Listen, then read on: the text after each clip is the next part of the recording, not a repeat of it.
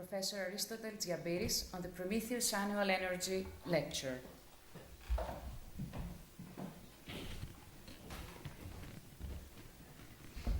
Honorable Member of Parliament, ambassadors, rector of our university, deans, colleagues, students, friends, administrative members, members of various parties.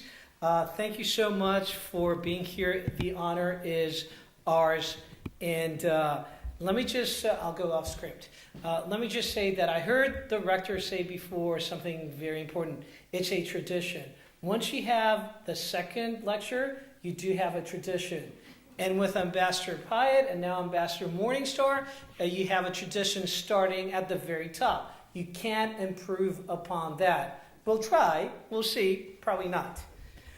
I would like to start by saying a few things about our department and thanking a few people who have helped us so much. In a few weeks, our department will be 20 years old. We're not teenagers anymore. And we're going to have a 2-day conference to celebrate that. Our department is the most selective international relations department in Greece, the most selective Department of International Studies, of Political Studies, and also the most selective department at the University of Piraeus. In the social sciences, only the Athens Law School is more selective, but we're after them. But in order to achieve this in 20 years, we need a lot of help, and we got a lot of help. And a lot of the people who helped us are here today. The rector of our university, perhaps not coincidentally, is also a colleague from our department, and he has been instrumental in getting things achieved. The dean, I said this earlier before during a little lunch that we had he been a departmental member, he could not have been more supportive and more helpful. His support is daily. The U.S. ambassador only recently opened up his grand residence for our graduate students to have discussion. We were all very flattered, and it makes us feel very special. Our graduate students concluded the 7th annual educational excursion to the United States, this time to Washington, D.C., that included, among other stops, the State Department. We have 3 graduate programs, one of which, the one that is hosting this event today, was founded by Professor Farantouris, who is somewhere here. And he actually came up with the idea of a holistic approach to energy, which we are honoring. We've now switched the language of instruction to English, and we have 15 international students, and all have scholarships from Hellenic Petroleum, to whom we are very, very grateful, and this is the way to go.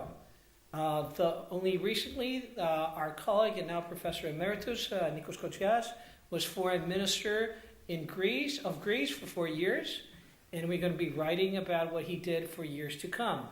My colleagues, almost every single one of them is here today, have established 10 laboratories, we call them mini centers. Professor Laskaridis, the vice chair of the department, runs the policy planning unit of the foreign ministry and has been here for 19 years. And I dare say I see a couple of people here who I hope to be joining our department soon. It has taken 20 years of hard work to be where we are today, and no one person or even group of people could have done it. It requires much more support. And people complain that Greeks, we bicker. We do. We disagree, absolutely. But at the same time, we've achieved something here, something to be proud of, thanks to a lot of hard work. But today, I'm not going to talk so much about the department. I guess I just did. But I'm going to go into ancient Greek mythology. And let's see what the ancients have to say about energy and about the award today. One of the oldest myths, at least 2,500 years old, is the one I'm going to be talking about right now. It was a time when there was a rising challenger to the hegemony of the Titans.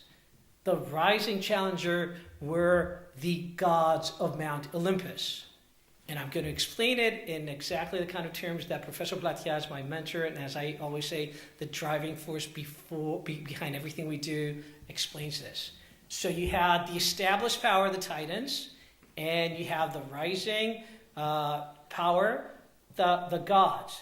And there were two Titans in particular. I'll do the Greek pronunciation, Prometheus and Epimetheus.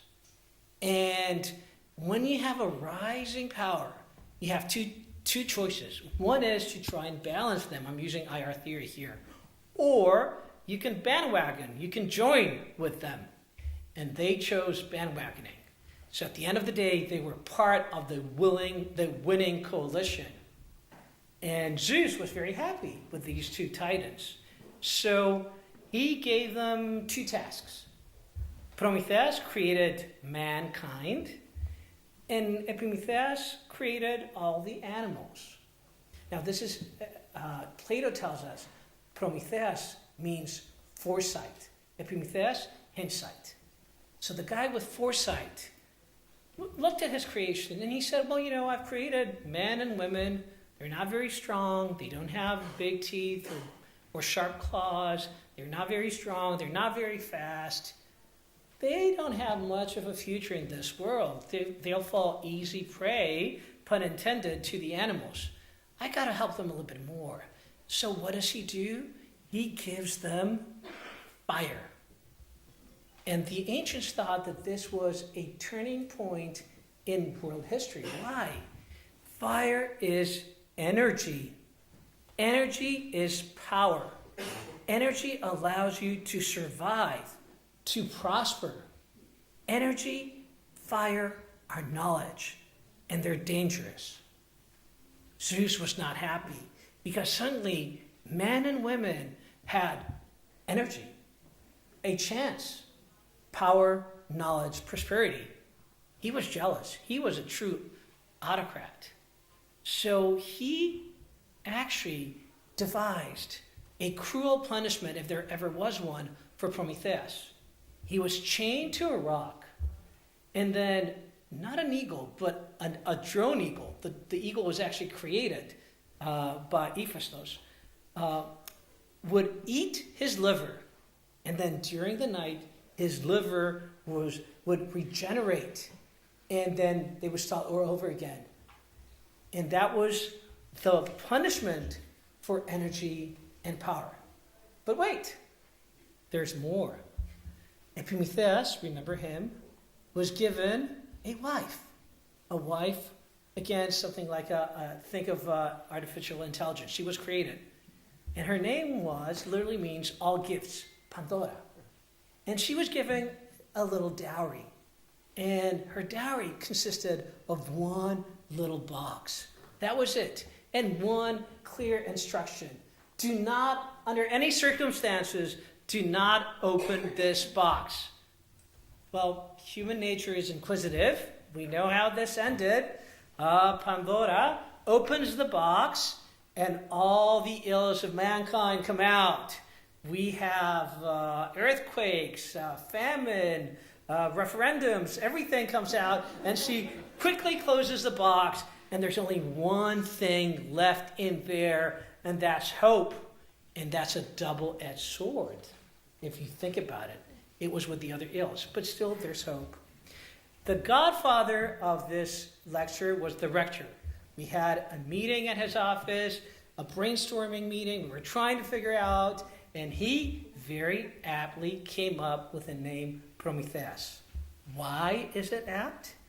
Let's just recap the major themes of the myth.